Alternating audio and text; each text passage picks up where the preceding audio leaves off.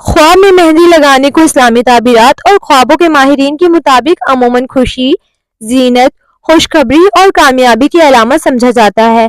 ताहम इसकी तफसील ख्वाब देखने वाले के हालात, मेहंदी के रंग और ख्वाब के मजमूई माहौल पर मुनहसर होती है। ख्वाब में मेहंदी लगाना अमूमन शादी, खुशी या किसी अहम मौके की निशानदेही करता है। ये खास तौर पर खवातीन के लिए खुशखबरी या खुशहाली की अलामत हो सकता है। बाज़-औक़ात मेहंदी को नेक अमाल की खूबसूरती से तशबीह दी जाती है और ख्वाब में मेहंदी लगाना अल्लाह की तरफ से नेमत या इबादत की कबूलियत की निशानी हो सकती है। अगर ख्वाब देखने वाला गैर शादीशुदा हो और मेहंदी देखे या लगाए तो ये मुमक्किन तौर पर शादी या नए रिश्ते की अलामत हो सकता है। मेहंदी के खूबसूरत और गहरे रंग को रिज़्क में इजाफे और बरकत की अलामत समझा जाता है।